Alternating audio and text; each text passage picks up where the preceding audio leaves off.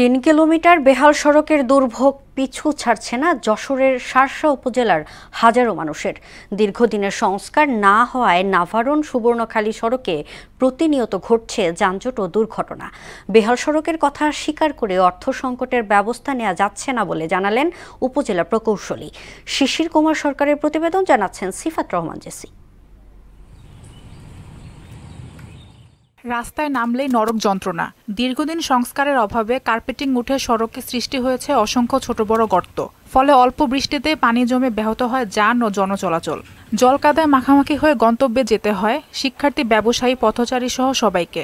গর্তে পড়ে কখনো কোনো যানবাহন বিকল হলে তো কথাই নেই। বেহাল সড়কের গল্পটি যশোরের শার্শা উপজেলার নিজামপুর, ডিহি ও লক্ষণপুর ইউনিয়নের।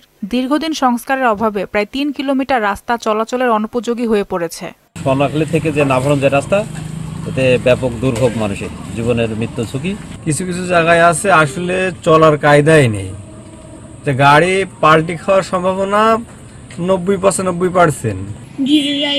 পানিটা লাগে প্যান্টেন ময়লা হয়ে যায়।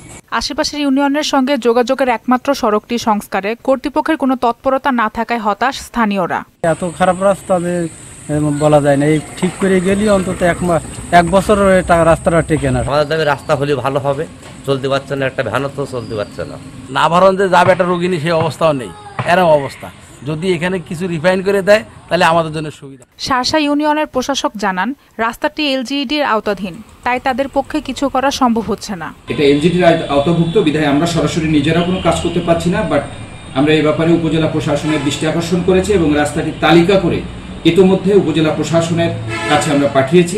দুর্ভোগের কথা স্বীকার করে সড়কটি সংস্কারের উদ্যোগের কথা জানালেন উপজেলা প্রকৌশলী। রাস্তাটি ইউনিয়ন ক্যাটাগরি রোড, যা অনেকদিন ধরে মেইনটেনের অভাবে রাস্তাটা খুবই দুর্দশা। আমরা এই অর্থ বছরে মেইনটেন্স হিসাবে স্কিম গ্রহণ করেছি, যা অনুমোদন হলে আমরা হয়তো আগে অর্থ বছরে এটাকে বাস্তবায়ন করা সম্ভব হবে। নাভারণ সুবর্ণখালী 3 কিলোমিটার সড়ক সংস্কারে দ্রুত দৃশ্যমান পদক্ষেপ দেখতে চান স্থানীয়রা।